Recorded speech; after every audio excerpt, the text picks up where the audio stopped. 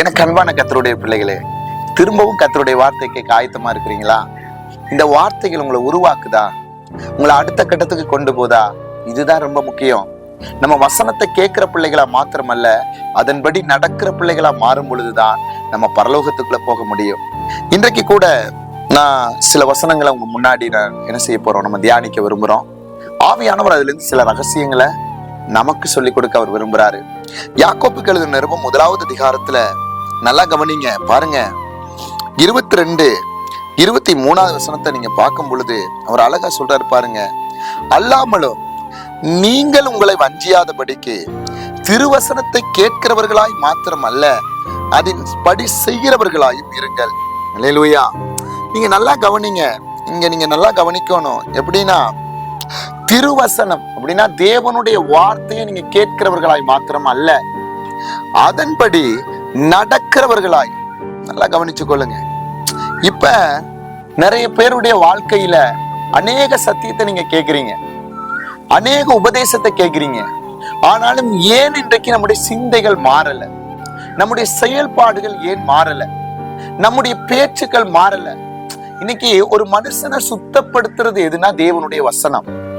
இன்னைக்கு நீங்க வெளித்தோற்றத்துக்கு பாத்தீங்கன்னா அநேக பணங்களை கொடுத்து உங்க சரீரங்களை அலங்கரிக்கிறீங்க. முகத்துக்கு நல்லா பவுடர் போடுறீங்க, கிரீம் போடுறீங்க, அது போல எதெல்லாம் மனுஷன் நம்மளை பார்த்து லைக் பண்ணுவானோ அதெல்லாம் போடுறீங்க. ஆனா நம்மளை படைத்த ஒரு தகப்பன் இருக்கிறாரு. அவர் வார்த்தையா உங்களுக்குள்ள இருக்கிறாரு. அவர் உங்களோட நடந்து வர்றாரு. உங்களுடைய உள்ளான இருதயம் அக்கிரமத்தினாலையும் பாருங்க கரை பற்றக்கூடாது, பாவத்தினால கரை பற்றக்கூடாது.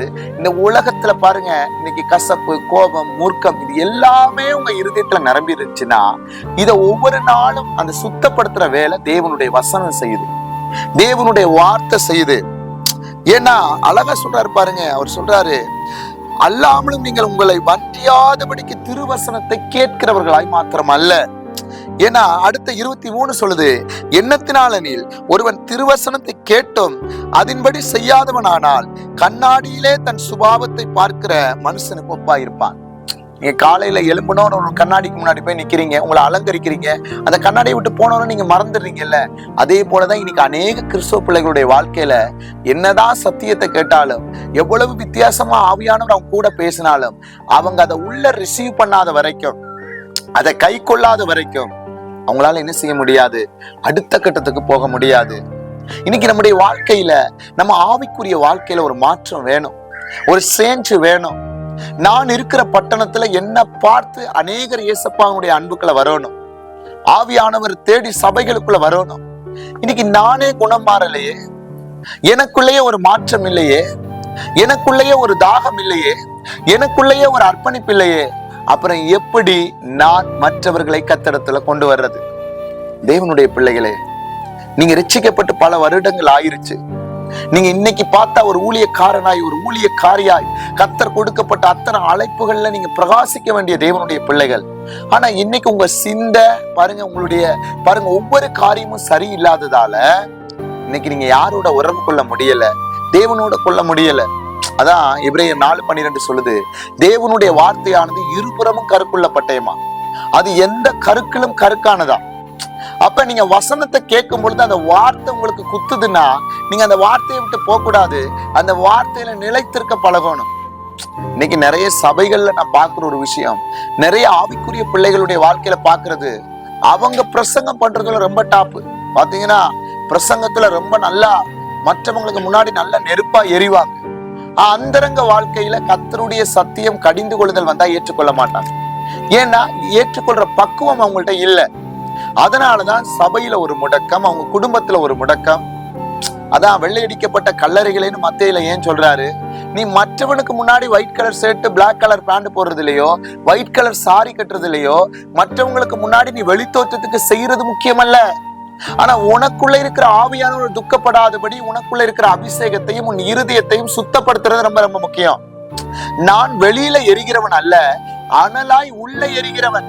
என்னுடைய சுபாவம் மாறலன்னா, என்னுடைய நடம் மாறலன்னா நான் வசனத்தை உட்கொள்ளன்றதான் அர்த்தம்.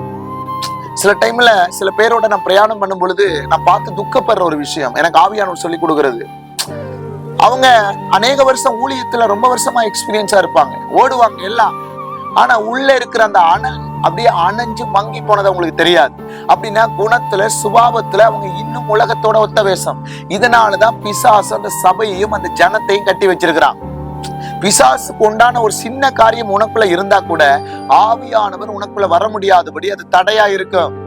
இன்னைக்கு இந்த வார்த்தை யாரெல்லாம் கேட்டுட்டு இருக்கிறீங்களோ, உன்னட்ட எந்த சுபாவம் பிசாசுக்கு உண்டானது இருக்கோ அதை தூக்கி எறி.